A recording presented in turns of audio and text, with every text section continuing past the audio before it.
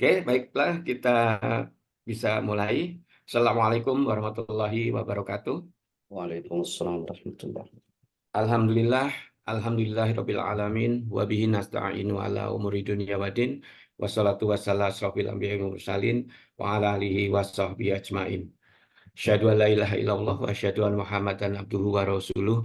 Allahumma sholli ala Muhammad wa ala ali Muhammad. Puji dan syukur, marilah kita panjatkan kehadirat Allah Subhanahu wa taala atas segala nikmat dan karunia yang senantiasa dicurahkan pada kita semua. Wal khusus pada pagi hari yang indah ini kita diberikan nikmat yang luar biasa untuk bisa bersilaturahmi, berkumpul bersama jamaah kritis, sekaligus bertolakul ilmi bersama Ustadz Wahid Rahman. Salam dan sholawat semoga tercurah kepada junjungan kita Nabi besar Muhammad Shallallahu Alaihi Wasallam beserta keluarga, para sahabat dan pengikutnya istiqomah, dan semoga Allah mengizinkan kita untuk mendapatkan syafaat beliau di yaumil kiamah nanti. Amin. Baiklah Bapak Ibu rekan filah majelis jamaah majelis Agatis yang dimuliakan Allah. Pagi hari ini kita akan eh, melaksanakan kewajiban dan hak kita untuk memilih nanti insya Allah memilih calon legislatif dan juga calon presiden, dan semoga ini menjadi keberkahan kita semua. Baiklah Bapak Ibu sekalian, pada pagi hari ini kita tidak membahas tafsir Al-Quran, tapi kita akan membahas tematik, kajian tematik dengan tema meraih hidup bahagia dunia dan akhirat. Saya pikir ini suatu tema yang sangat luar biasa, tema yang dan yang ingin kita raih itu bahagia di dunia dan akhirat. Semoga melalui kajian ini kita akan bersama-sama bisa melihat dan meneropong kira-kira apa yang masih kurang dan perlu kita tingkatkan lagi terkait dengan meraih kebahagiaan dunia dan akhirat. Baiklah Bapak Ibu rekan Agatis yang dimuliakan Allah, sekarang sudah 05.38. Untuk itu, untuk mempersingkat waktu, taklim dan waktu sepenuhnya saya serahkan pada Ustadz Wahid Rahman. Tafadhol Ustadz. Bismillahirrahmanirrahim. Assalamualaikum warahmatullahi wabarakatuh. Waalaikumsalam. Alhamdulillah alladzi faddala bani Adam bil ilmi wal amal ala jami'il alam. Assalatu wassalamu ala Muhammadin Arabi wal ajam wa ala alihi wa ashabihi ya nabi'il ulumi wal hikam. Asyhadu an la ilaha illallah wahdahu la syarika lah wa asyhadu anna Muhammadan abduhu wa rasuluhu la nabiyya ba'da wa ba'd. Alhamdulillah, puji syukur pada Allah karena sungguh atas nikmat, izin serta karunia-Nya pagi ini kita bisa bersama kembali. Mudah-mudahan bersama kita ini kelak Allah membersamakan kita di surganya. Salawat dan salam semoga senantiasa tercurah kepada Rasulullah SAW, pada keluarganya, sahabat-sahabatnya, pengikut-pengikutnya, dan tentu kita semua yang mengikutinya. Saudara-saudaraku yang saya cintai karena Allah, saya mohon maaf, memang saya minta sama Mas Sigit bahwa hari ini episode pemilu, jadi tidak membahas tafsir. Saya ada buku kecil, baru dapat sebenarnya. Buku kecil judulnya itu udah berapa lama ya? Al-Wasailul Mufidatu lil Hayatis Sa'idah. Al-Wasailul Mufidah lil Hayatis Sa'idah. Kalau diterjemahkan tuh apa namanya? Nah, sarana berharga untuk meraih hidup bahagia. Sarana berharga untuk meraih hidup bahagia. Karya Syekh Abdurrahman bin Nasir As-Sa'di. Said ya. Ya, jika teman-teman ingin memiliki bisa dibeli itu bukunya ya. Buku kecil sekali, buku saku, tapi saya melihat isinya luar biasa. Ya, isinya luar biasa buku ini. Jadi ada kronologisnya penulisan buku ini. Jadi dulu di masa As-Saud di Mekah, di Saudi, ini judulnya. Kalau diterjemahkan ke bahasa Indonesia ini apa? 8 nasihat berharga meraih hidup bahagia. Nampak Pak Sikit? 8 nasihat. Ya, 8. Kalau itu saya bilang 8 nasihat Ustaz di buku yang lain. Apa terjemahannya sama? Iya, sebenarnya sih kalau bahasa Indonesia, terjemahnya sih Al-Wasailul Mufidah lil Hayati Sa'idah itu adalah sarana berharga untuk meraih hidup bahagia. Karya Syekh Abdurrahman bin Nasir As-Sa'di. Nah, cukup bagus buku ini ya. Sangat bagus menurut saya, walaupun simple sedikit, tapi bagaimana beliau memaparkan untuk hidup bahagia itu. Baik, teman-teman sekalian yang dirahmati oleh Allah, begini. Menurut seorang ulama bernama Ibnu Athaillah As-Sakandari, nama kitabnya Al-Hikam, beliau menuliskan tentang keadaan manusia eh, di dunia dan akhirat. Menurut Ibnu Athaillah As-Sakandari, tentang keadaan manusia dunia dan akhirat. Beliau membagi menjadi 4. Ya. Yang pertama kata beliau begini. Ada orang yang sa'idun fid dunya wa saqiyun fil akhirah. Ada orang tuh yang dunia bahagia, akhiratnya sengsara. Ya, bahagia di dunia tapi akhirat sengsara. Ada yang saqiyun fid dunya wa sa'idun fil akhirah. Di dunia dia tidak terlalu apa namanya beruntung, tapi di akhirat dia bahagia. Yang ketiga ada yang sakiyun fid dunya wa sakiyun fil akhirah. Ada yang di dunia sengsara, akhirat sengsara. Yang keempat, ada yang sa'idun fid dunya wa sa'idun fil akhirah. Dunia akhirat bahagia. Nah, inilah yang kemudian menjadi harapan kita. Kita ingin dunia bahagia, akhirat juga bahagia. Gitu. Nah, tadi yang pertama, ada yang bahagia di dunia, tapi sengsara di akhirat. Ini tentu tidak mungkin jadi pilihan kita ya. Alasannya apa? Kita kok tidak ingin hanya bahagia di dunia, tapi sengsara di akhirat. Ya. Yang mana lagi nih yang ditanya nih Bu Hanafiyah? Tentang karangan siapa? Buku yang mana nih? Yang pertama tadi, Syekh Abdurrahman bin Nasir As-Sa'di. Ya, Syekh Abdurrahman bin Nasir As-Sa'di. Beliau juga pengarang kitab tafsir, namanya Tafsir As-Sa'di. Baik, saya teruskan dulu bahwa ada orang yang dunianya bahagia, tapi akhirat sengsara. Maka karena itu ini tidak mungkin menjadi pilihan kita. Itu tidak mungkin lah kita pengen hanya bahagia di dunia, tapi kemudian kita sengsara di akhirat. Alasannya sederhana sekali kan. Kalau kita tidak ingin bahagia dunia dan tidak ingin hanya bahagia di dunia dan sengsara di akhirat. Oleh karena dunia ini jika apa namanya dibandingkan dengan akhirat, secara kuantitas dan kualitas kan nggak ada apa-apanya ya, sedikit ya. Kalau bicara soal kuantitas misalnya, ini mohon maaf ya agak sedikit melebar.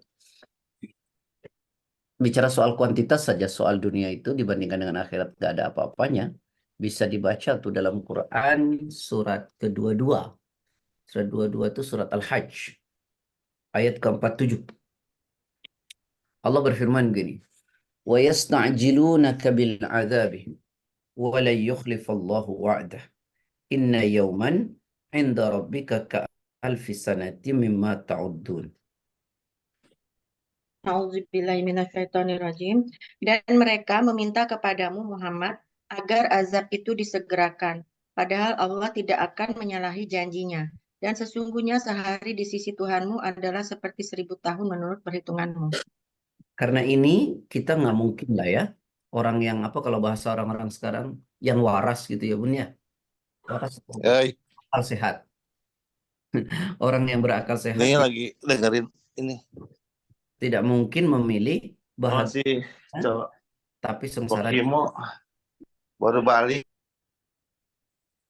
Oleh karena sehari di akhirat itu sama dengan 1000 tahun di dunia.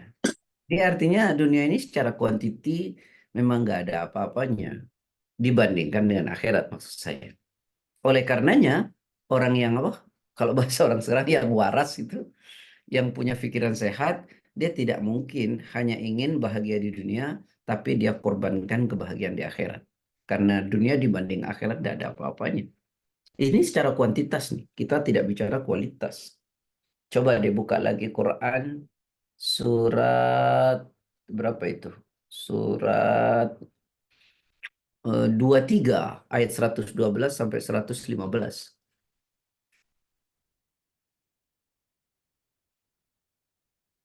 Monggo. 100 berapa Ustadz? 112 sampai 115. Sudah ya? Rasulullah Allah Ta'ala berfirman begini. Qala kam labistum fil ardi adada sinin qalu labisna yawman aw ba'da yawm fas'alil 'adin qala in labistum illa qalila law annakum kuntum ta'lamun. Monggo. A'udzubillahiminasyaitonirrajim. Dia Allah berfirman, berapa tahunkah lamanya kamu tinggal di bumi? Mereka menjawab, kami tinggal di bumi sehari atau setengah hari. Maka tanyakanlah kepada mereka yang menghitung. Dia Allah berfirman, kamu tinggal di bumi hanya sebentar saja, jika kamu benar-benar mengetahui. Maka apakah kamu mengira bahwa kami menciptakan kamu main-main tanpa ada maksud, dan bahwa kamu tidak akan dikembalikan kepada kami? Nah, ini apa namanya? Kalau kita mau paham tentang dunia dan akhirat yang benar gitu ya. Ini secara kuantitas saja saya ceritakan. Kata Allah, berapa lama sih kalian tinggal di dunia? Sehingga hanya dunia yang kalian kejar untuk bahagia, tapi kalian lupakan bahagia akhirat. Kira-kira begitulah. Mereka jawab apa? Kami tinggal di dunia ini sehari atau setengah hari. Lalu Allah bilang, tanyakan kepada mereka yang berhitung. Yang katanya di dunia itu sehari atau setengah hari. Lalu Allah beritahu, akan tetapi kalian hidup di dunia ini sebentar. Qalila, sedikit. Lau annakum kuntum ta'lamun. Seandainya kalian tuh ngerti. Tapi kalian tidak pernah ngerti kan? Gitu kata Allah ya. Jadi kenapa kita tidak hanya ingin bahagia di dunia, tapi kita korbankan kebahagiaan kita akhirat. Karena kita tahu bahwa jika dunia dibandingkan dengan akhirat, dunia itu menjadi tidak ada apa-apanya. Gitu ya. Secara kuantitas ini baru. Belum bicara soal kualitas. Ya. Kalau bicara kualitas gimana? Nah, sekarang bicara kualitas. Nanti kita bisa paham nih, kita nggak hanya kejar bahagia di dunia, tapi kita lupakan kebahagiaan akhirat. Tapi saya teman-teman agatis ini luar biasa. Semua kajian saya hari ini libur, kecuali agatis. Jadi agatis ingin bahagia akhirat. Ya pasti gitu ya. Amin, amin Ustaz, amin. Amin. Saya baru cerita sama istri. Serius, Wi? Serius sekali saya bilang. Agatis ini orang-orang haus. Saya baca itu di dunia ini ada 3 katanya nggak pernah haus, Pak. Yang nggak pernah cukup. Satu, bumi tak pernah cukup dengan air. Yang kedua, orang kaya tak pernah cukup dengan harta. Yang keempat, orang berilmu nggak pernah cukup dengan ilmu. Nah ini teman-teman agatis ini termasuk yang ketiga. Amin, amin Ustaz. Amin. Mudah-mudahan ketularan ke saya. Amin ya Rabb. Jadi teman-teman sekalian, dunia itu dibandingkan dengan akhirat secara kuantiti tadi nggak ada apa-apanya. Apalagi secara kualitas gitu ya. Coba kalau mau tahu secara kualitas misalnya buka dalam Quran itu surat Al-Ankabut surat 29 ayat 64.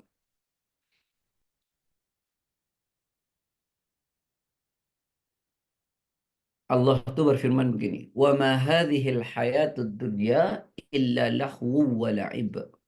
Wa inna ad-daral akhirata lahiyal hayawan law kanu ya'lamun." Monggo. Auzubillahiminasyaitonirrajim.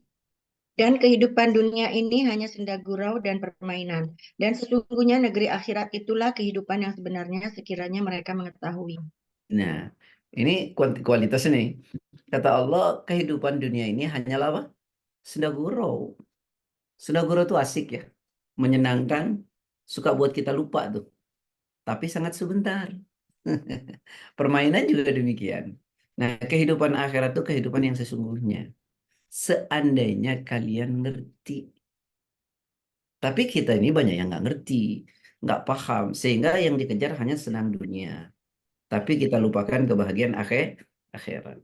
Jadi mestinya seorang muslim yang baik, apapun yang mau dibicarakan, apapun yang mau disikapi, pertimbangannya itu adalah bukan hanya sekedar dunia, tapi ada pertimbangan akhirat. Ini manfaat atau tidak untuk akhirat.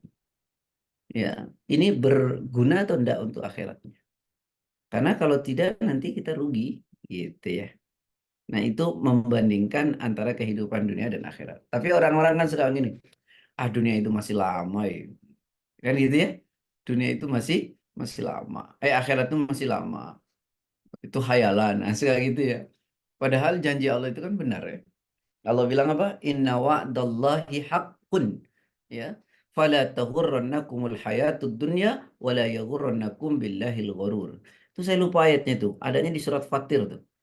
Surat 35. Di ayat berapa tuh coba dicarikan. Ya ayyuhan nas, wahai manusia, inna wa'dallahi haq. Sesungguhnya janji Allah itu benar. Fala taghurrannakumul hayatud dunya. Karena itu janganlah sampai kalian terpedaya oleh kesenangan dunia saja. Wala yaghurrannakum billahil ghurur. Dan janganlah kalian juga terpedaya oleh setan yang suka memperdaya. Itu adanya di surat Fatir tuh. Surat 35 tapi ayatnya kok saya lupa nih. Ada yang bisa bantu? Ketemu? Ayat 5 kayaknya, Ustaz. Ya, coba dilihat.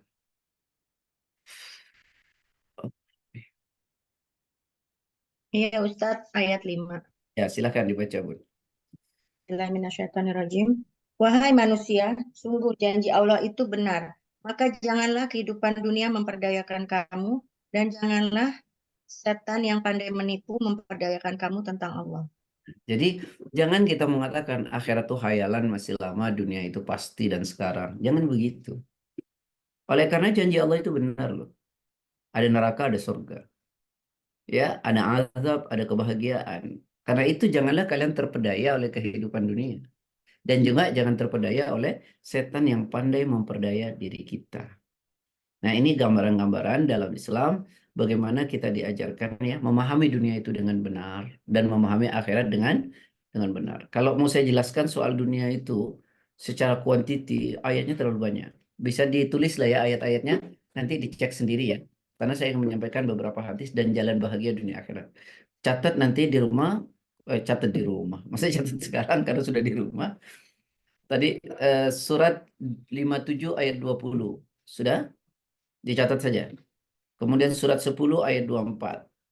Kemudian surat 9 ayat 24.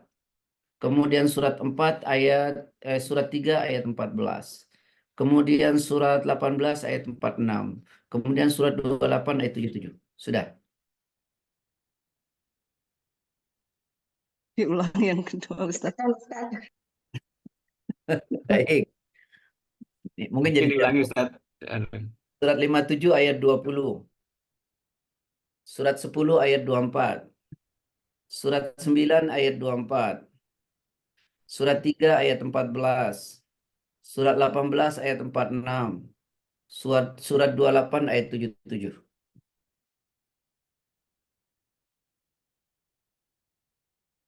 Nah, nanti pahami ayat-ayat ini, maka kita paham tentang dunia yang sebenarnya, gitu ya, secara kualitas.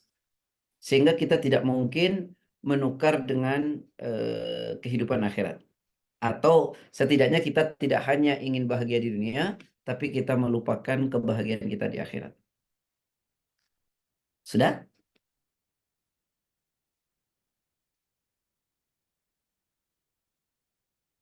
Alhamdulillah. Sudah, Ustaz. Nah, sudah ya. Jadi gini, di dalam hadis itu Rasulullah pernah bilang begini tentang dunia ya, tentang dunia ini. Kata Rasul begini. Ini ada di kitab Riyadhus Shalihin bab zuhud. Nabi mengatakan, "Mal faqru akhsha alaikum."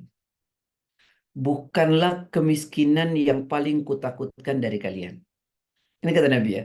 Bukan kemiskinan yang paling kutakutkan dari kalian. Walakinni akhsha, akan tetapi yang paling kutakutkan dari kalian, antub satad dunya kama busitat ala man kana qablakum. Yang paling kutakutkan dari kalian itu, kata Nabi, ketika dunia ini semuanya dibentangkan beserta keindahannya kepada kalian, lalu kalian berlomba-lomba untuk meraihnya, sebagaimana orang dulu berlomba-lomba untuk meraihnya. Ya. Fatuhlikakum kama ahlakathum. Lalu dunia itu menghancurkan kalian sebagaimana orang dulu dihancurkan oleh dunia. Ini kata Nabi.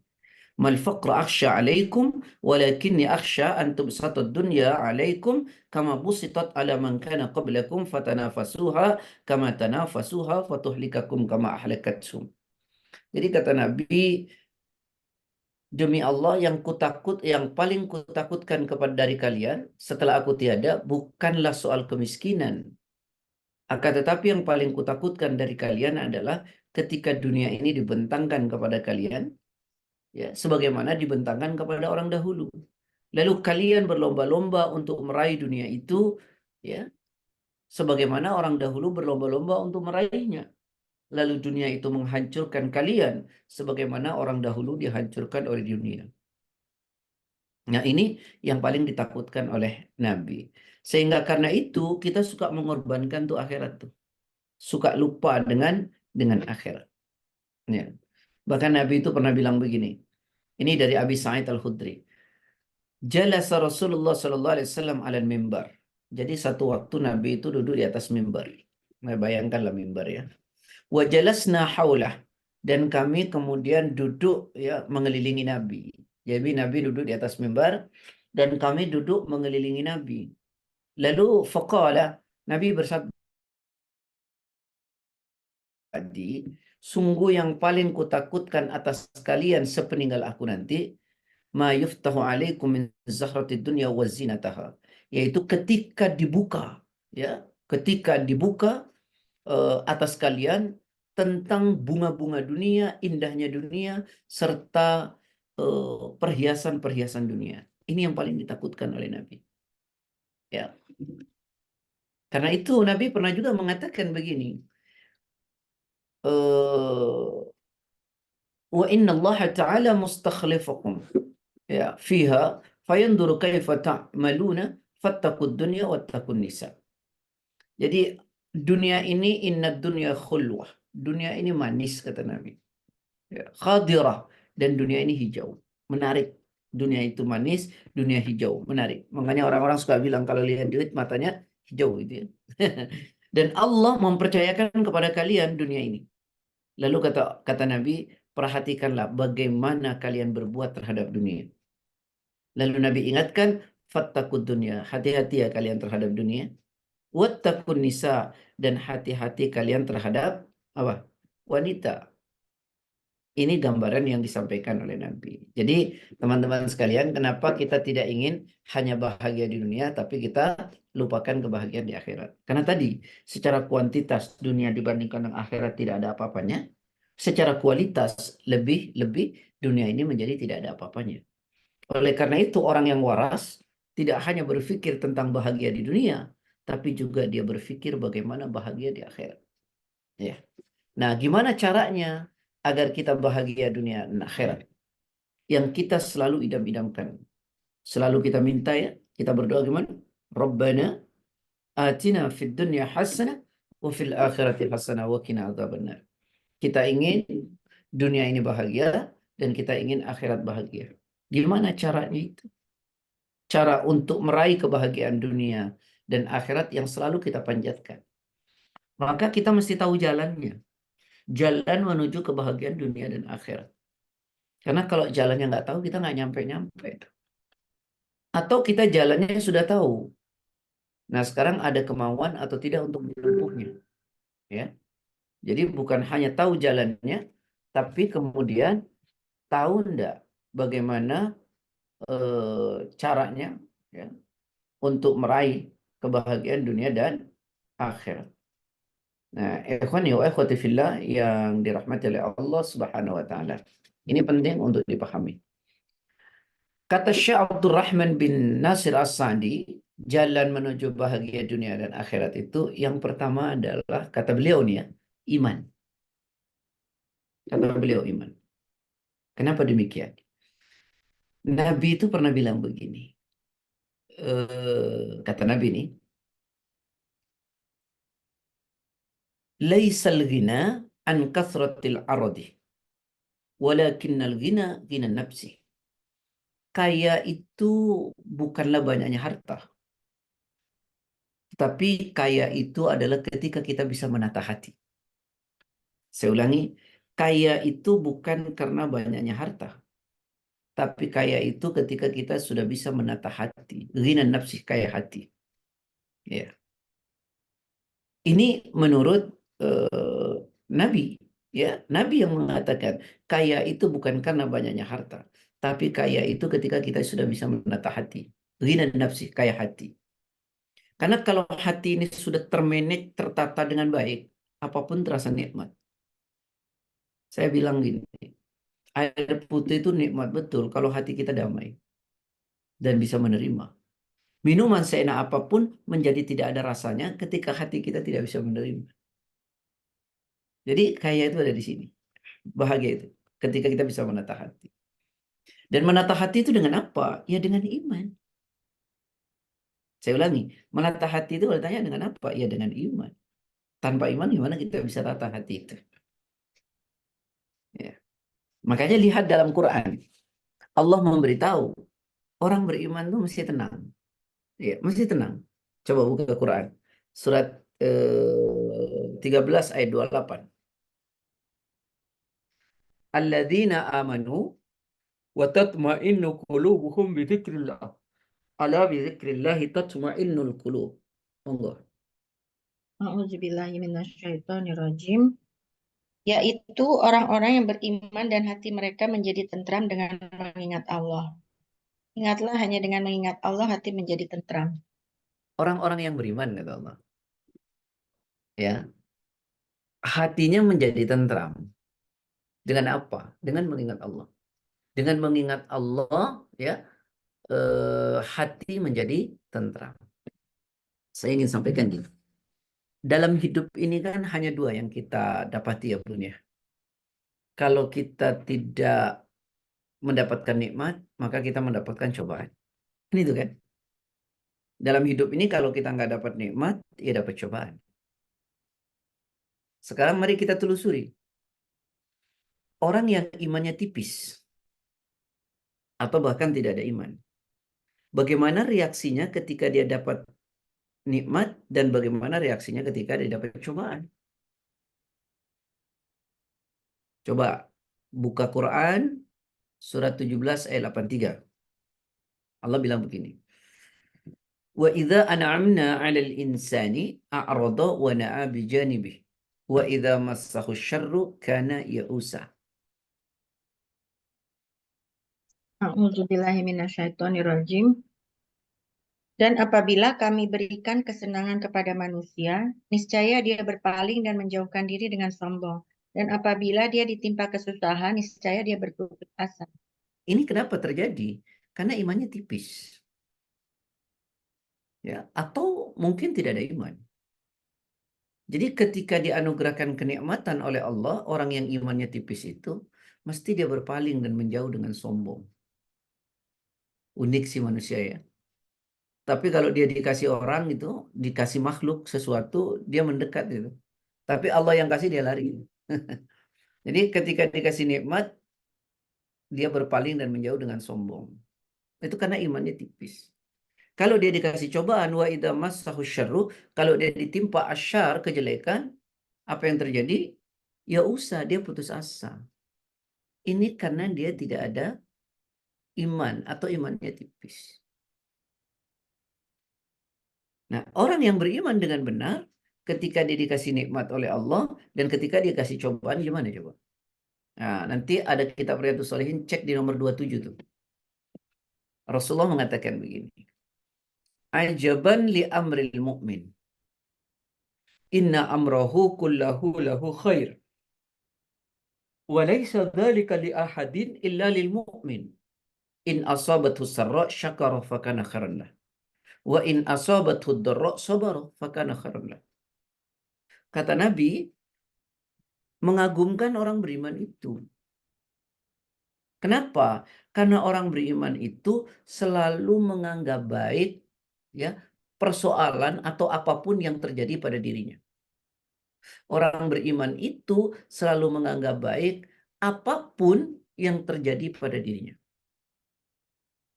Misalnya, dia dikasih nikmat, ya alhamdulillah, tidak juga tidak apa-apa. Lalu kemudian dia diminta untuk mencapai jabatan, lalu jabatan dia dapat, alhamdulillah, tidak pun tidak apa-apa. Itu orang mukmin. Jadi tidak ada apa namanya seperti tadi, dikasih nikmat dia lari dari Allah, dikasih susah dia putus asa. Ya, dia marah gitu. Orang mukmin tidak begitu. Semua apapun yang terjadi pada dirinya itu enak. Kenapa? Karena dia kembalikan kepada Allah. Makanya Nabi bilang, "Walaisa dzalika li ahadin illa lil mu'min." Yang demikian itu nggak mungkin dimiliki kecuali oleh orang beriman yang benar. Kalau dia dikasih nikmat, dia bersyukur. Kalau dikasih cobaan, dia sabar. Itulah orang mukmin. Jadi semuanya itu dianggap baik. Kenapa? Karena semuanya dikembalikan kepada Allah dan Allah lah yang paling tahu terbaik buat diri kita. Jadi kalau kita kemudian ingin sesuatu dan sesuatu tidak dapat, ya kita berpikir positif. Pasti ini yang terbaik menurut Allah buat kita. Itulah keimanan. Orang yang tidak beriman yang ngeluh, dia marah. Nih termasuk nih, boleh nggak saya kritisi nih di politik nih. Kita kan selalu bilang begini, kita berharap kepada seseorang tentang apa namanya kemaslahatan negeri kita. Sebenarnya ya, secara akidah itu keliru. Jadi kalau kita berharap kepada manusia untuk kemaslahatan bangsa kita, ya itu bagian dari indikator. Tapi kalau kita mau berharap, ya berharap kepada Allah. Secara akidah itu keliru. Jadi cantolkan semuanya itu kepada Allah. Kalau mau benar secara akidah sebenarnya. Orang sekarang kan enggak. Kalau dia mimpin nanti begini. Kalau dia begini. Serius kan? Jadi cantolkan harapan itu semuanya kepada Allah. Ya, cantolkan. Lalu nanti Islam memberi karakteristik dalam pemimpin yang harus dipilih, ya iya. Tapi tetap tuh. Sehingga nanti ketika ada sesuatu tidak sesuai dengan harapan kita, kita itu ndak apa namanya, ndak kecewa gitu. Kenapa? Harapkan segalanya kepada Allah. Saya sering bilang kan gini ya. Orang tuh yang menggantungkan sesuatu kepada makhluk, sebenarnya dia sedang menyengaja untuk kecewa dan sakit hati. Saya ulangi ya. Seseorang yang menggantungkan sesuatu kepada makhluk, sebenarnya orang ini sedang menyengaja untuk sakit hati dan kecewa. Tapi kalau kita menggantungkan segalanya kepada Allah, kita nggak pernah sakit hati dan kita nggak pernah kecewa. Ya, baik, kembali. Jadi teman-teman sekalian, untuk meraih hidup bahagia itu dengan iman. Ya. Karena dengan iman itu orang bisa menata hatinya. Tadi dikatakan dalam hidup ini kan cuma dua kita dapati. Kalau nggak nikmat ya cobaan. Orang nggak ada iman atau imannya tipis, ketika mendapat nikmat atau cobaan dia tetap jauh dari Allah tuh. Orang yang beriman dalam cobaan dan kenikmatan dia berada dalam dekapan Allah. Dalam iman dan cobaan dia tetap dalam dekapan Allah. Itu orang beriman. Makanya iman itu menjadi sangat penting ya untuk meraih hidup bahagia. Dan ternyata orang beriman itu tidak hanya tenang. Gitu ya. Tadi saya bilang gini, orang itu kalau imannya tipis, apapun itu dia ukur dengan kekuatan akal dia. Ketika akalnya tak sanggup, frustasi dia, stres dia, ya kan? Kalau akalnya nggak sanggup, stres, frustasi, itu karena apa namanya? Orang imannya tipis. Tapi kalau imannya tebal, dia nggak harapkan ini. Dia ada masalah, dia datang sama Allah, dia cerita kepada Allah, lalu dia mohon kepada Allah. Ketika sudah dituangkan kepada Allah, hidup menjadi lebih tenang. Lalu kemudian harapan tidak pernah tertutup, karena Allah senantiasa memberi harapan. Ya. Itulah bedanya orang nggak punya iman dan orang yang punya iman. Lihat, iman itu tidak hanya membuat orang tenang, ya. Bahkan di dalam Al-Quran itu dikatakan, iman itu akan membuat orang itu mendapatkan rasa aman dalam hidupnya, dan dia akan senantiasa hidupnya dalam petunjuknya Allah. Tidak akan melenceng dia, baik dalam susahnya maupun senangnya. Quran surat 6 ayat 82. Alladzina amanu wa lam yalbisu imanahum bidzulmin ulaika lahumul amnu wa hum muhtadun. Monggo.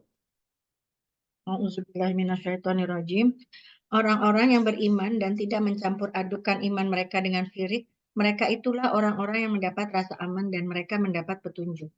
Nah, kata Allah, orang-orang yang beriman, yang imannya benar, yang tidak mencampur aduk tuh imannya dengan syirik, artinya imannya benar-benar original gitu ya.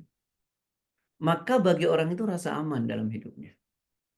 Nih gini, orang yang imannya tipis itu, ulama ini mengatakan nanti dalam buku ini, ada namanya hazan wal ham. Hazan itu dia selalu meratapi masa lalu yang terjadi. Misalnya dia waktu itu berharap ini, ternyata nggak dapat. Dia ratapi itu. Itu namanya hazan.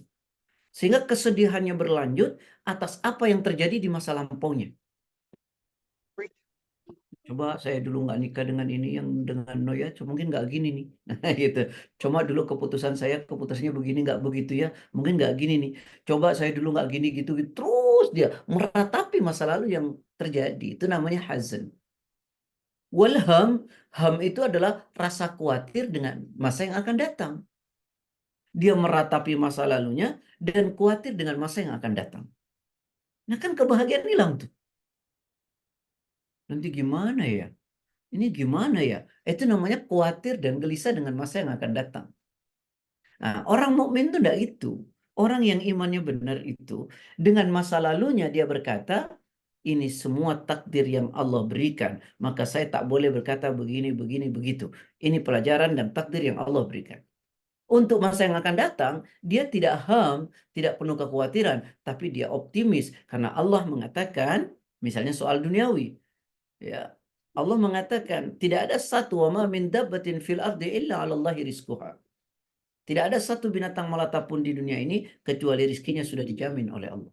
Jadi tidak ada kekhawatiran. Yang penting saya usaha, yang penting saya berdoa, ya udah. Jadi nggak ada kekhawatiran terhadap dirinya, terhadap anaknya, keluarganya, tidak ada. Orang yang imannya tipis tadi itu hazan, meratapi terus masa lalu yang sudah terjadi, walham, dan dia selalu khawatir dengan masa yang akan datang. Nah, mestinya orang mukmin tidak demikian. Tidak khawatir dengan masa yang akan datang, tidak meratap dengan masa yang sudah terjadi. Nah, itulah kata Allah, orang yang beriman itu akan mendapatkan rasa aman. Tidak hanya itu, muhtadun di ayat itu, dan mereka senantiasa mendapat petunjuk dengan iman itu. Jadi hidupnya itu kayak diproteksi oleh Allah, dijaga oleh Allah. Jadi setiap dia mau keliru, dijaga oleh Allah, sehingga dia tidak keliru. Setiap dia mau kepleset, dijaga oleh Allah, sehingga dia nggak kepleset. Jadi orang yang beriman itu berada dalam penjagaan Allah, berada dalam proteksi Allah. Kan ada orang Mbak ya, kalau ditanya hidupnya nggak pengen kepleset, nggak pengen begini, nggak pengen begitu. Tapi kenapa sering terjadi? Oh itu karena persoalan imannya, Pak. Karena persoalan imannya. Nah ketika iman tidak ada itu gampang banget kepleset kanan kiri. Nih saya cerita aja nih Pak ya. Apa namanya? Karena ini berdasarkan banyak orang yang konsul gitu Pak ya. Tapi nggak apa-apa saya cerita ini, jangan ya Bun, jangan ada yang marah ya Bun. Ini saya mau cerita soal poligami. Saya baru dapat orang ngadu beberapa hari yang lalu atau kemarin malam ya. Jadi begini, orang berpoligami itu kan ada yang diniatkan memang ingin poligami, ada yang kepleset karena poligami. Paham nggak Pak Sigit? Kepleset Pak Sigit? Wah, kalau poligami saya nggak begitu paham, Ustaz. Oh bukan poligaminya Pak Sigit. Ini saya contohnya poligami karena ada orang Siap. ada yang diniatkan, ada yang kepleset gitu. Kalau misalnya dia memang niat poligami, misalnya nih ya, dia didik istrinya dengan baik, dia perlakukan istrinya dengan baik, lalu bercerita dia soal hukum poligami dalam beberapa lama lah gitu. Sampai kemudian istrinya mengatakan iya, lalu kemudian dicarikan, jadilah poligami. Itu biasanya berujung pada kebahagiaan. Tapi ada orang yang kepleset. Ya, kalau itu kan tadi dijaga tuh. Ada yang kepleset. Saya nggak pernah niat poligami, tapi saya tidak bisa lepas dari ini. Nah, gitu akhirnya. Kenapa? Awalnya itu dia cuma main-main dengan temannya gitu, teman sekolah atau apa gitu. Lama-lama jadi hubungan dan akhirnya dia berpoligami. Nah, poligami ini kan poligami kepleset namanya. Gitu ya.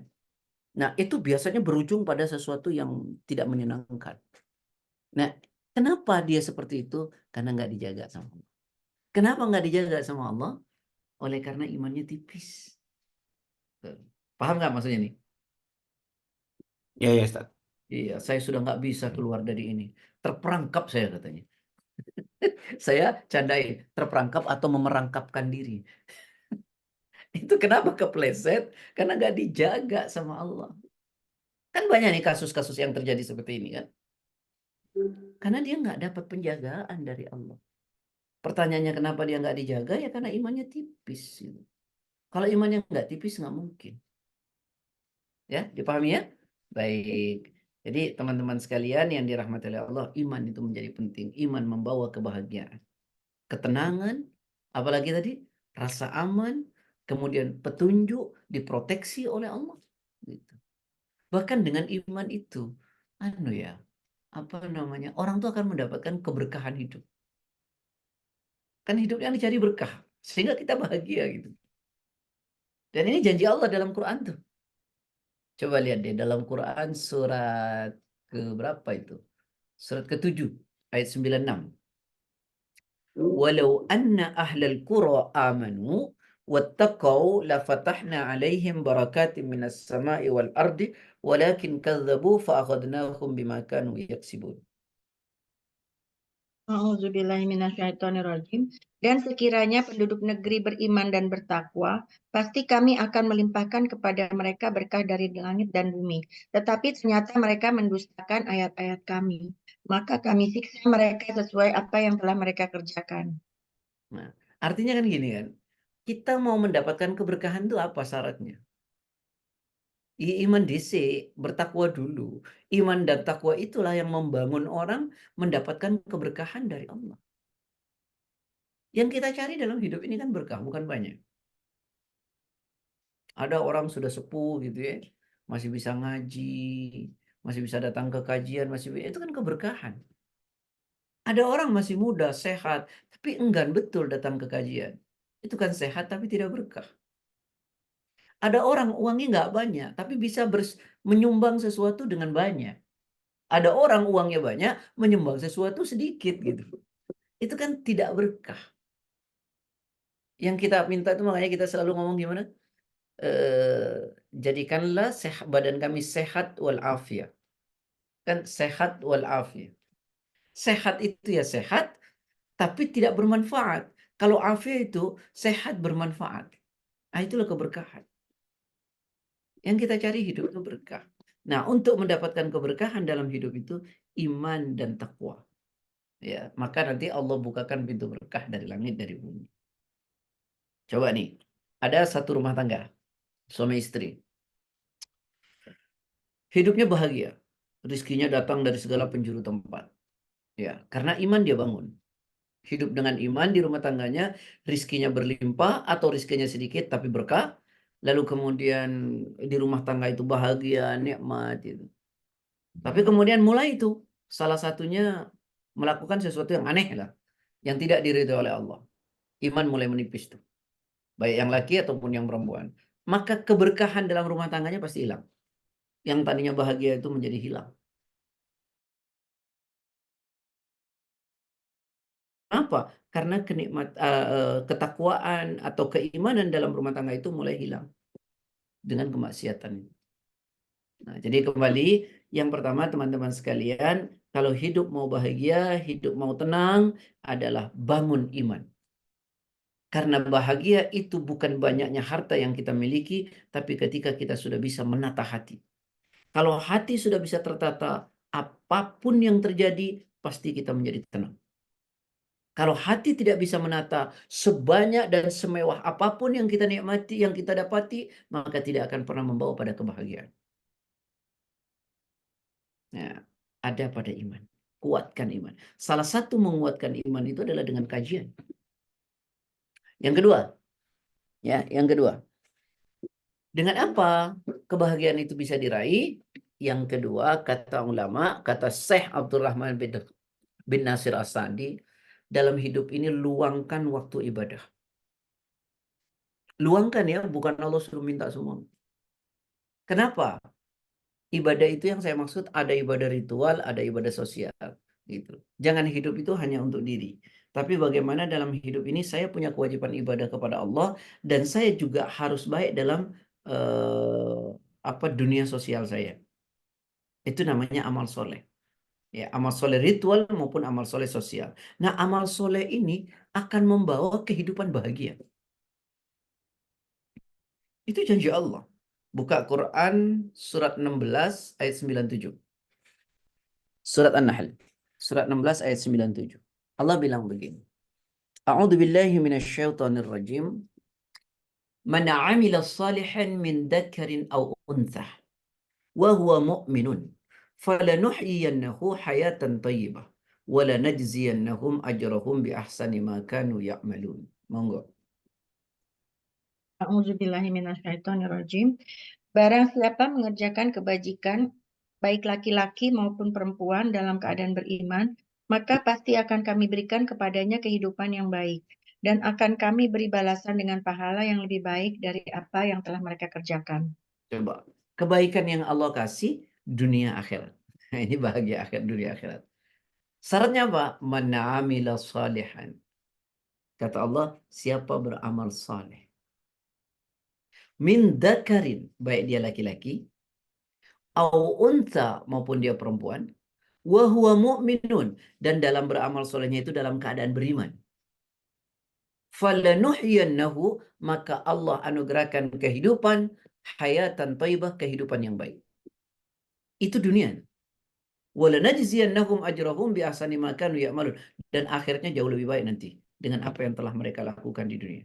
Balasan akhirnya lebih baik. Jadi kalau kita asik dengan amal soleh, ya baik ritual maupun sosial, baik laki maupun perempuan, dan dalam keadaan beriman, maka Allah anugerahkan kehidupan yang baik di dunia dan balasan akhiratnya jauh lebih baik. Jadi bukan menghabiskan waktu ibadah, meluangkan waktu beribadah. Kalau bahasa hadis qudsi begini, ini ada hadis qudsi, Allah berfirman begini, kata Nabi, tafarrag, ini Allah yang Ta'ala berfirman, tafarrag li ibadati amla sadraka ghinan wa ashudda faqra wa illa taf'al mala'tu yadayka syughlan wa lam asudda faqra. Jadi kata Allah dalam hadis qudsi, wahai hambaku, luangkan waktumu beribadah kepadaku. Luangkan waktumu beribadah kepadaku. Bukan habiskan waktumu beribadah kepadaku. Tidak. Luangkan waktumu beribadah kepadaku. Maka akan kujadikan dadamu selalu merasa cukup dengan dunia. Dan akan kututupi engkau dari kekurangan. Jika engkau tidak meluangkan waktu beribadah kepadaku, ya, maka makin kubuat engkau sibuk dengan dunia. Dan makin sibuk dengan dunia, makin aku buat engkau tidak pernah merasa cukup. Soal cukup atau tidak itu kan soal ada atau tidak, bukan soal banyak atau sedikit. Tapi soal hati kita bisa menerima. Nah, itu bisa dibangun dengan apa? Ternyata dengan amal soleh. Ya, jadi kata Allah, siapa beramal soleh baik laki maupun perempuan dalam keadaan beriman, maka Allah anugerahkan kehidupan yang baik. Nah, berarti hidup kita harus apa? Harus perbanyak amal soleh. Baik konteksnya ritual maupun sosial. Ritual ya salat. Masa iya sih salat 5 waktu aja? Cuma 5 menit nggak iso gitu. Masa iya sih nggak ada waktu untuk tilawah, baca Quran, walau cuma sehari misalnya 1 halaman. Masa sih nggak ada waktu untuk ikut kajian barang sepekan sekali? Masa sih nggak ada waktu untuk sholat sunnah? Nah, luangkan waktu beribadah kepada Allah. Nanti Allah anugerahkan kehidupan yang baik. Makanya saya bilang, kalau hidupnya itu sumuk terus, seperti nggak nyaman terus, padahal kerjaan ada, ini ada, itu ada, kok hidup nggak nyaman terus? Maka yang pertama, yuk bangun imannya lebih kencang, yuk waktu beribadahnya disiapkan. Bahkan dalam satu hadis itu, hadis qudsi juga ini, Allah Ta'ala berfirman, la yazalu abdi yataqarrabu ilayya bin nawafil, hatta uhibbah. Faida ahbabtuhu kuntu sam'ahu alladhi yasma'u bih wa basarahu alladhi yubsiru bih. Ya. Nah, kata Allah begini. Hambaku itu tak henti-hentinya melakukan amalan sunnah, ya, untuk mendapatkan cintaku. Ya. Dan ketika aku sudah mencintai hambaku karena amalan solehnya, maka aku, kata Allah, menjadi mata buat pandangannya, aku menjadi telinga buat pendengarannya, aku menjadi tangan buat gapaiannya, aku menjadi kaki buat langkahnya. Bayangkan kalau semua dijaga oleh Allah, mata, telinga, hati, dan tangan, pasti hidup itu bahagia benar. Pasti hidup itu bahagia. Ya. Dan yang menjadi harapan kita bukan hanya di dunia, akhirat, ya apa sih amal soleh itu kan? Coba buka surat 18 ayat 46.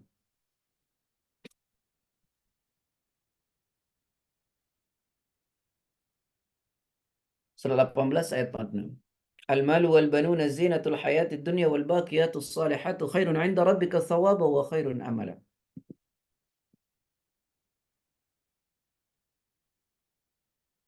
Ayat berapa, Ustaz?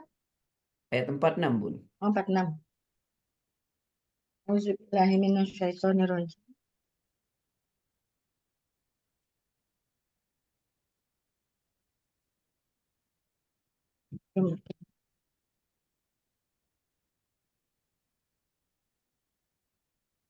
Putus ya.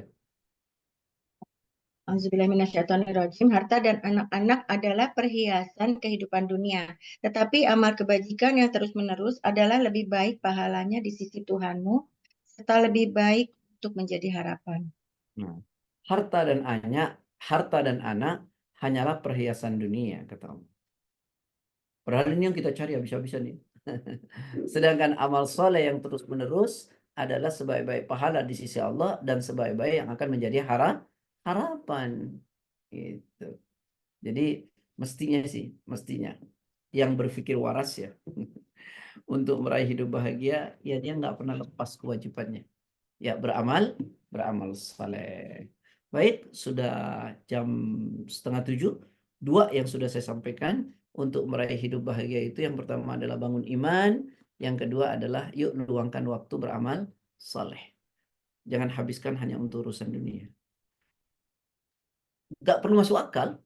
Beramal soleh itu pasti membawa orang bahagia. Pasti dengan sendirinya dibentuk oleh Allah. Kebahagiaan itu didatangkan oleh Allah. Ya. Amal soleh yang saya maksud adalah amal soleh yang berupa ritual kepada Allah dan amal soleh yang berupa sosial. Makanya kan dibilang, kita punya uang nih banyak. Lalu sebagian kita berikan.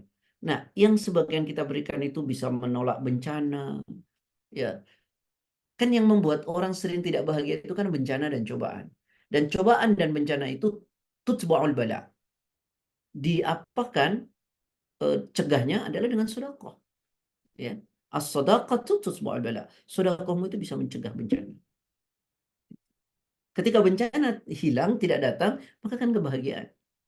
Baik ya, itu dua dulu ya dari 8 nasihat, mudah-mudahan bermanfaat ini. Allahu a'lam. Makasih Ustaz. Dan sepertinya akan berlanjut pekan depan Ustaz ya, karena masih ada 6 lagi atau 7 lagi. Ya, tidak Nah, ikutan. Sepakati saja dengan teman-teman, nanti saya tinggal menyampaikan. Oke, siap Ustaz. Ini ada satu komentar Ustaz dari teman yang sudah mendapatkan buku dari Ustaz gratis waktu kajian di Rawamangun, katanya Ustaz.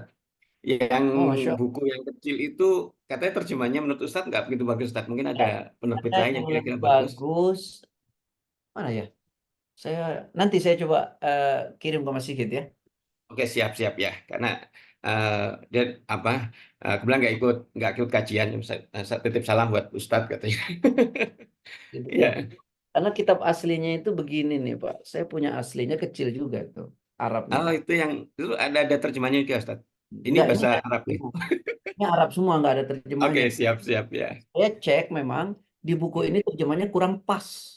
Iya. Pas dari kitab aslinya. Terus ada satu saya dapat dari istri itu, nah itu lebih bagus tuh terjemahannya itu. Lebih pas lah gitu. Oke, siap. Mungkin nanti kalau ada penerbitnya Ustadz, nanti kita cari di Shopee atau di. Baiklah, kami buka pertanyaan untuk teman-teman, silakan dari menuju kebahagiaan dunia akhirat. Baru 2 yang tadi disampaikan Ustadz, 1 iman, kedua adalah amal soleh atau ibadah. Nah, mungkin dari situ teman-teman ada yang ingin bertanya, silakan kami buka kesempatan.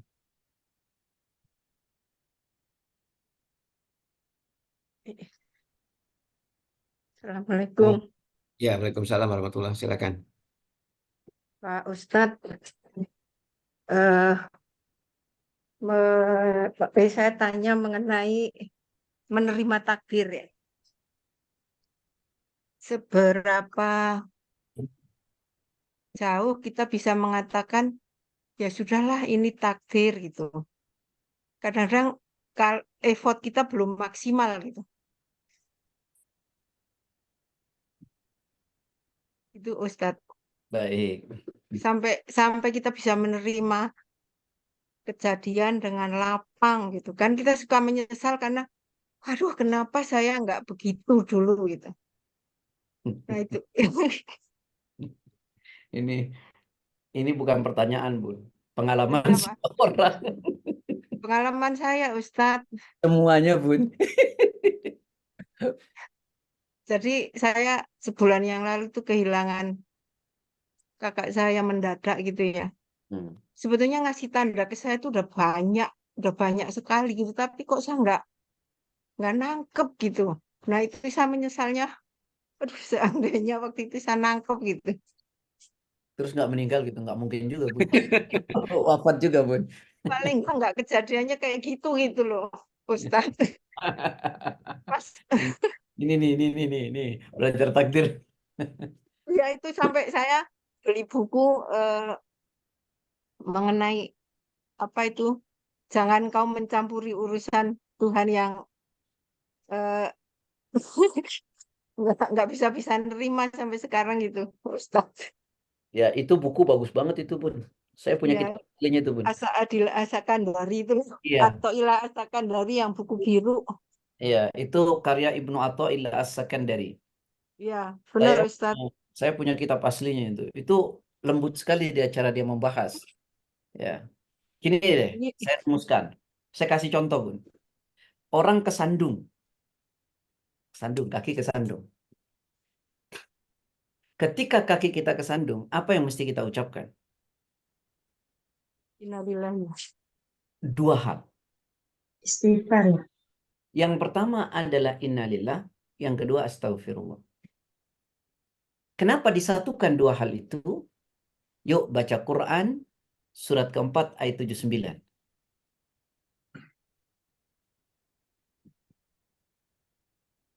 Ma asabaka min hasanatin faminallah. Wa ma asabaka min sayyiatin famin nafsik. Apa saja kebaikan ya yang kau peroleh datangnya dari siapa? Allah. Dan apa saja keburukan yang menimpamu itu kesalahan dirimu sendiri, kan gitu ya. Ini rumusan sebentar. Gini,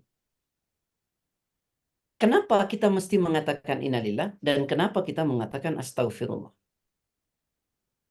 Kita mengatakan innalillah, apapun itu yang terjadi adalah takdir yang Allah tentukan. Kenapa kita mengatakan astagfirullah? Kita perlu mengkoreksi diri untuk masa yang akan datang. Itu pun sebenarnya. Saya ulangi ya.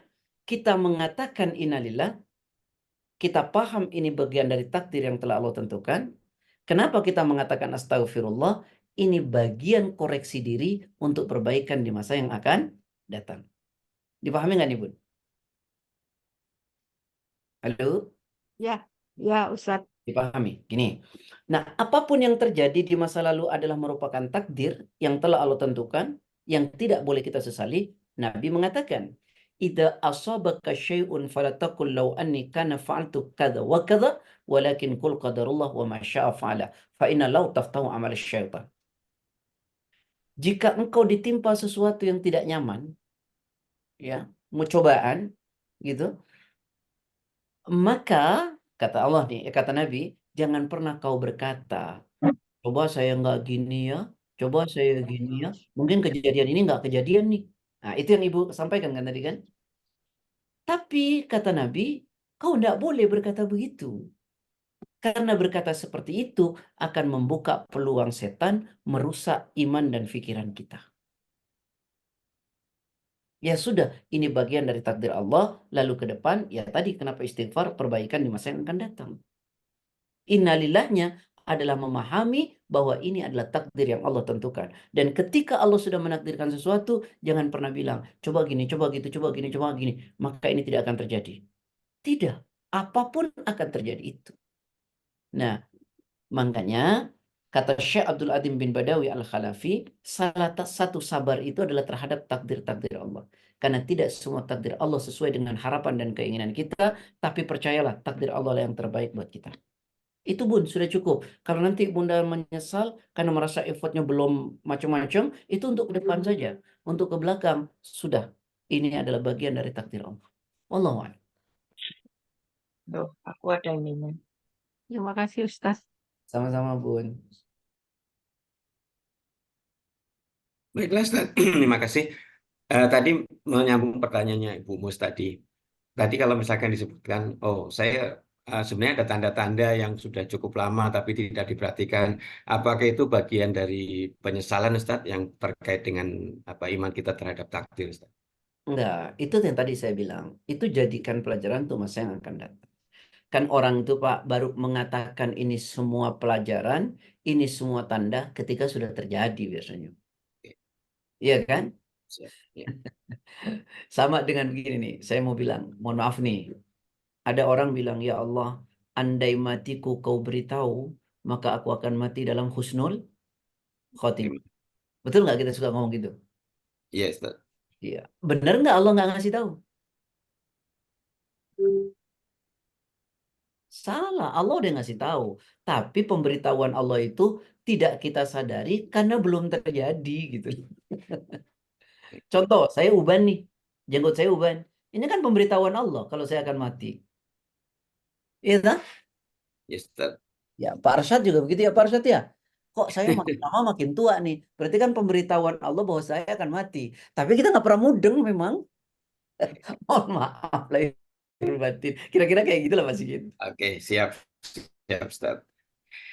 Oke, terima kasih Ustaz. Jadi untuk menambah karena kita kadang-kadang kan takut keimanan kita terhadap takdir ini kadang-kadang sering terganggu Ustaz dengan dengan penerimaan kita terhadap suatu Oke, kita ulas Pak. Ya. Tauhid. Boleh Oke. membahas bab tauhid tentang memahami takdir. Siap, Ustaz. Oke, selanjutnya Pak Arsyad kayaknya udah siap-siap nih. Monggo, saya berikan kesempatan. Ya, di unmute Pak Arsyad.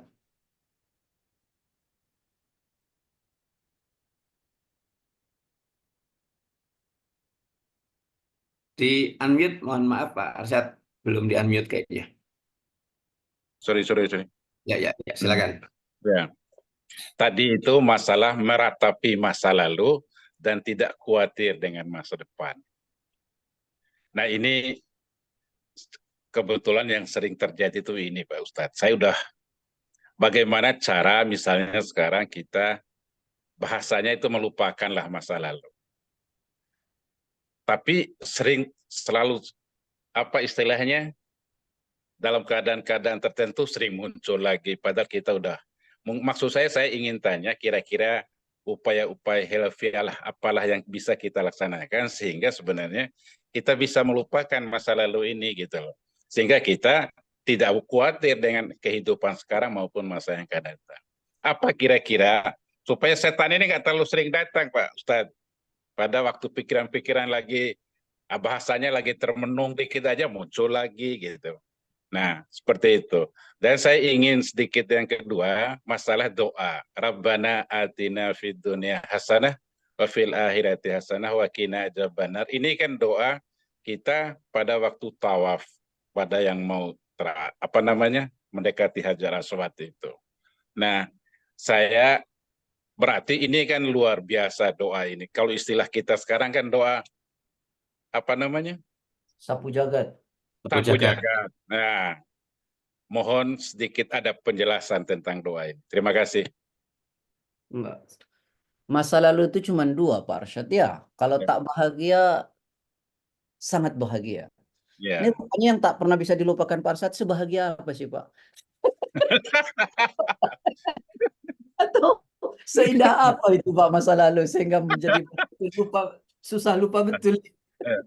Nah, kalau yang bahagia pasti selalu teringat, Pak. Biasanya yang bukan bahagia, Pak. Mohon maaf Pak Ustadz, saya canda ya Pak Ustadz ya. Jadi gini, masa lalu yang bahagia itu nanti biarkan saja Allah serahkan kepada Allah sebagai ganti di akhirat saja, gitu ya. Kemudian ada masa lalu yang tidak bahagia yang terjadi pada diri kita. Bagaimana caranya? Yang pertama, Pak, berpikir positif kepada Allah. Ya. Bahwa apapun yang masa lampau ya, yang tidak enak, yang kita harapkan seolah-olah harus terjadi enak pada sampai hari ini, ya sudah serahkan sama Allah. Karena Allah yang terbaik, yang tahu terbaik buat kita. Kenapa Allah cabut itu? Kenapa Allah hilangkan itu? Kenapa kejadian itu terjadi? Itu berhusnudzon kepada Allah, itu yang terbaik buat kita. Bisa menjadi pelajaran masa lalu buat kita hari ini, atau kalau dia hilang dari diri kita, pasti itu yang terbaik menurut Allah. Nah, itu caranya seperti itu. Kalau kita hanya bayangkan dengan masa lalu yang mohon maaf, nanti hidup kita tidak akan pernah maju ya. Dan kita bersuudzon terus kepada Allah. Nah, caranya adalah yang pertama pahami bahwa takdir itu yang terbaik buat kita. Makanya saya sering berkata, Pak, tidak semua takdir sesuai dengan harapan kita dan keinginan kita. Tapi kita harus percaya takdir yang Allah berikan itu yang terbaik buat kita. Kenapa? Yap. Karena kita tidak pernah tahu yang terbaik buat kita. Yang paling terbaik buat kita adalah Allah. Yakinkah kalau kejadian itu tidak terjadi yang masa yang lalu kemudian hari ini kita bahagia? Hari ini kita jadi seperti ini. Kita kan nggak pernah tahu, Pak. Ya, gitu ya, Pak ya. Skenario Allah yang terbaik. Asa an takrahu syai'an wa khairul lakum wa asa an tuhibbu syai'an wa syarrul lakum wallahu ya'lamu wa antum la ta'lamun. Boleh jadi yang kau anggap terbaik itu jangan-jangan nggak baik menurut Allah. Dan boleh jadi yang kau anggap tidak baik, jangan-jangan yang terbaik menurut Allah buat kita. Allah Maha tahu yang terbaik buat kita, sedang kita tidak pernah tahu yang terbaik buat kita. Maka cara yang pertama adalah pahami takdir dengan baik, yang kedua pasrahkan kepada Allah, yang ketiga terus berpikir positif kepada Allah. Maka insya Allah itu semua akan hilang. Wallahu a'lam. Cukup Pak Arsyad atau mungkin Cukup, ada hal cukup. sebelum? Terima kasih. Rabbana Doa yang terakhir Pak Sigit. Oh, Rabbana atina fid Rabbana atini fid doa sapu jagat itu. Monggo Ustaz, silakan. Ini mesti dipahami secara tafsir, Pak. Jadi kalau Bapak tanya, kenapa dibaca itu? Jadi gini, orang tawaf itu secara hukum tidak ada bacaan khusus. Ya, tidak ada bacaan khusus. Baca apa saja boleh, bahkan tidak baca pun boleh. Ya. Oh. Yang penting syariatnya dilakukan. Jadi Nabi itu kalau mau tawaf ketika ketika tawaf yang pertama Nabi lakukan cium Hajar Aswad. Kalau Nabi tidak mencium Hajar Aswad, Nabi memegang dengan tangannya. Kalau Nabi tidak memegang dengan tangannya, beliau mengulurkan tongkatnya. Kalau Nabi tidak mengulurkan tongkatnya, Nabi memberi isyarat, mengangkat tangan.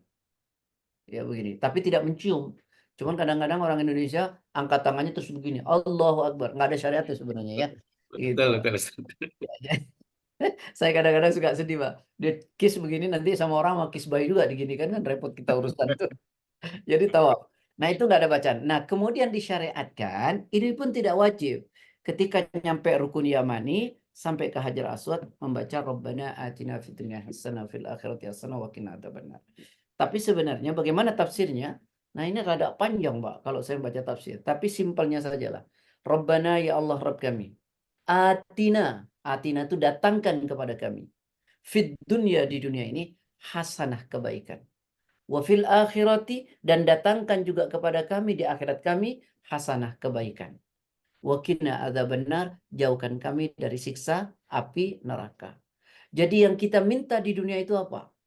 Kebaikan. Kebaikan itu tidak selalu berbanding lurus dengan harta, rumah, jabatan. Tidak. Kebaikan itu apa? Hidup yang membawa kita dekat dengan Allah. Hidup yang membuat kita jauh dari kemaksiatan. Sehingga karena kebaikan di dunia ini, maka kita juga akan mendapatkan kebaikan akhirat. Percayalah, kebaikan akhirat tidak pernah kita dapatkan kecuali dengan kebaikan di dunia. Ya, kecuali dengan kebaikan di dunia. Kita tanam di dunia, maka kita akan panen di akhirat. Ya, kita minta baik di dunia ini. dan akhirat juga kita minta baik. Kenapa? Karena sesungguhnya yang menguasai kebaikan dunia dan akhirat adalah Allah. Itu singkat saja. Wallahu a'lam. Terima kasih. Alhamdulillah. Terima kasih Pak Arsyad dan juga Pak Ustadz. Ya. Mungkin satu pertanyaan Ustadz ya sebelum kita akhiri. Akhir. Silakan. Ya, terakhir ya. Monggo silakan kalau ada yang ingin ditanyakan. Git, boleh terakhir nggak, Git? Ya boleh, monggo Bu Mus lagi Itu Pak, semangat ini maaf kayaknya. ya Pak, ini masih galau ini. Jadi terkait dengan surat Asyura ayat 30 yang mengatakan, dan apa saja musibah yang menimpamu, Kak, maka itu disebabkan oleh perbuatanmu sendiri. Nah ini loh Ustadz yang kadang-kadang membuat, aduh kok saya begitu gitu. Bun, kalau contoh yang Bunda sampaikan tadi di awal, itu bukan Ya. musibah, Bun. Oh, Bukan musibah. Musibah gak kono. Ya.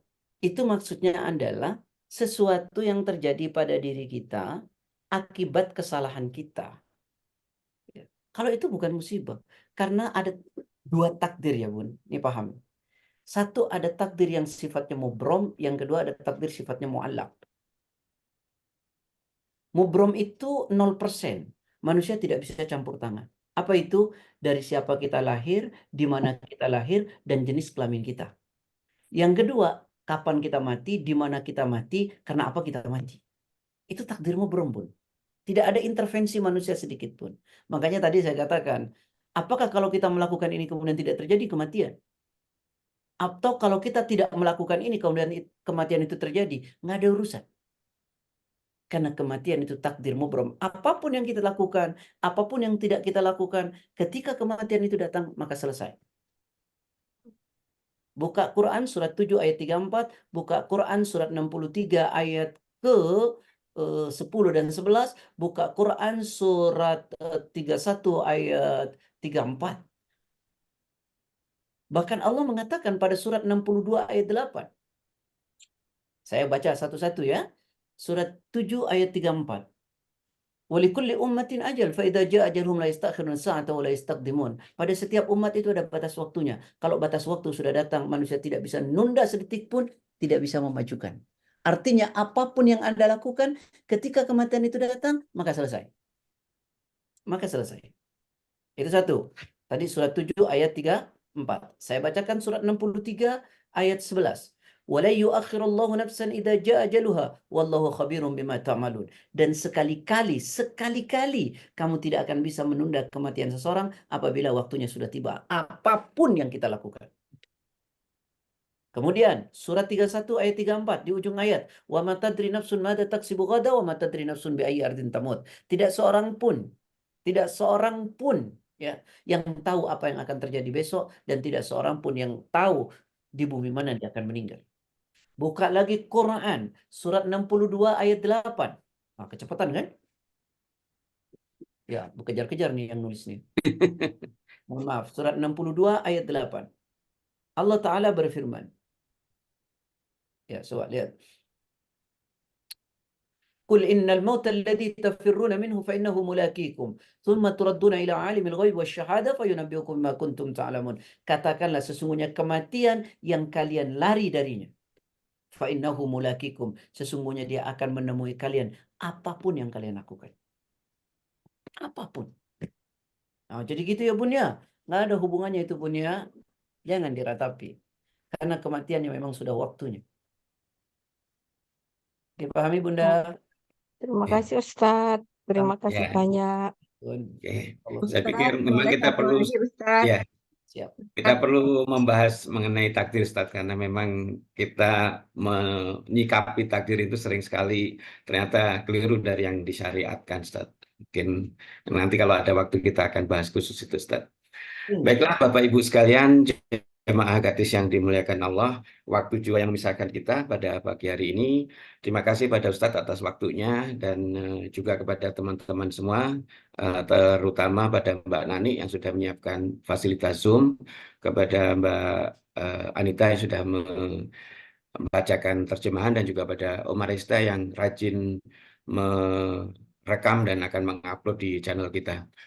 Baiklah Bapak Ibu sekalian, kami mohon maaf apabila ada yang kurang dalam kajian kita pada pagi hari ini. Kita tutup bersama-sama dengan membaca doa kafaratul majelis. Subhanakallah wa bihamdika asyhadu an la ilaha illa anta astaghfiruka wa atubu ilaik. Assalamualaikum warahmatullahi wabarakatuh.